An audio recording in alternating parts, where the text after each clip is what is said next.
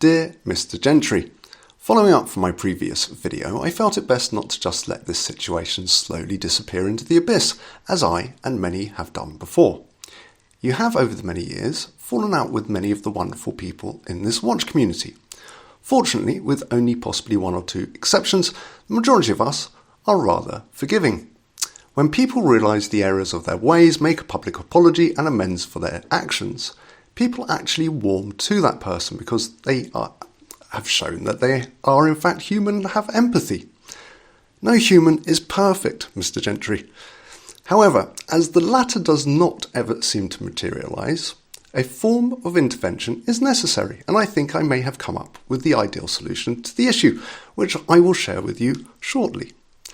But before I do, I actually owe you an apology. I did in fact make a mistake in my previous video. It was 2 years, not 1 year, almost to the day, that your YouTube channel was initially demonetised and then taken offline for 3 weeks. If you recollect, you were also banned from different watch groups on Facebook because you were found to be using the photographer Gerald Donovan's Grand Seiko images, as well as images from a private business website without either of their consent, and on a video you created for none other than Grand Seiko. Gerald did politely ask you to re-edit your video, removing his images. However, you refused pretty much, saying you were kind of doing him a favour. He understandably took the matter up with YouTube and Facebook. Both awarded the cases in his favour due to copyright infringement. Gerald was so enraged, he posted the following on his Instagram page. I make absolutely no apologies for this. Infringe my copyright and I will come after you.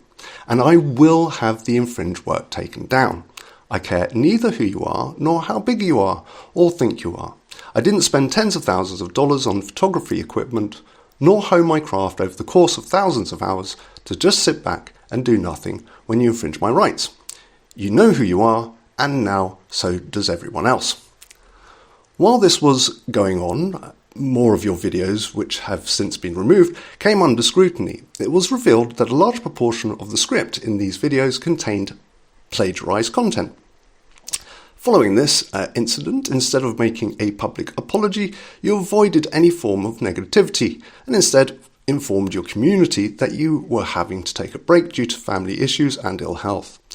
I don't disagree that the stress you caused yourself through this may have led to ill health, but regardless of family issues and ill health, which none of us wish upon anybody, these were not the reasons for your YouTube channel being banned.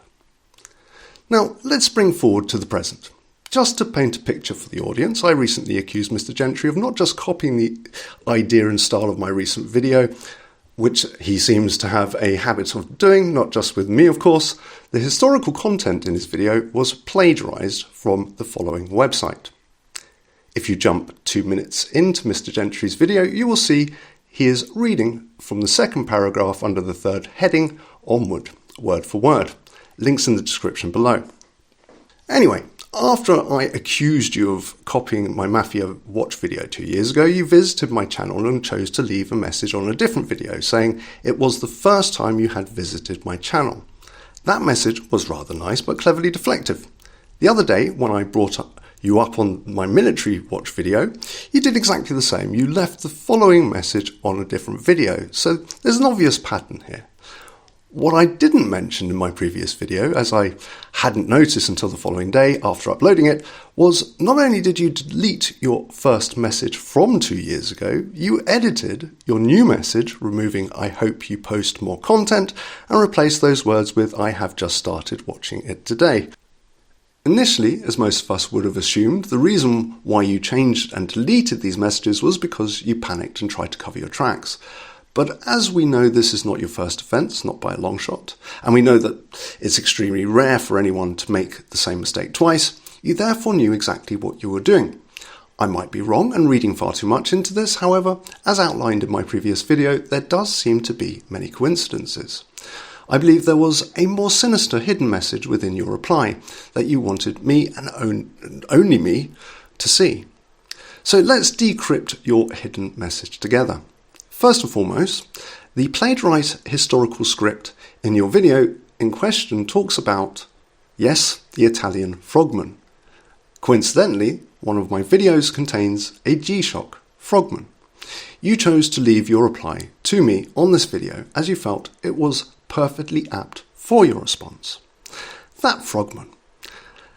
Also notice Mr Gentry added additional space before the word that and 3 exclamation marks after the word frogman, almost highlighting those words and purposely not starting a new sentence. But also notice the abbreviated by the way, BTY.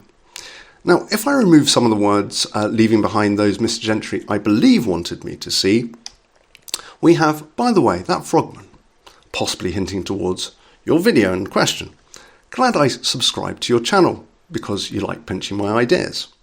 I hope you post more content because you want more of my content or ideas to use as your own. And then deleting the 2-year-old message saying it was your first time visiting the channel and changing your new message to say I have just started watching it today. So basically saying, and there's nothing I can do about you pinching my ideas because you have deleted and changed the evidence. No one will believe me or find out the truth. But unfortunately, Mr Gentry, this is the modern era where people can screenshot things as evidence. You did eventually delete that message after people commented on it, making you aware of my response video. The innocent individual would have visited the video in question from the off and left a message saying something more in the lines of, I completely agree with you. This certainly bears some uncanny similarities to my video, no question, but I can assure you that this is purely a coincidence. I understand why you do it. It's much easier and quicker to look at someone else's videos for ideas and take someone else's written content and images to produce a video in hours as opposed to days or weeks, because most people won't notice what you're up to while you profiteer from others' hard work. But what I don't understand about all of this, especially after the events of 2 years ago, is why? Why do it? Why risk everything? Why damage your reputation and jeopardize yourself again? It just doesn't make any sense.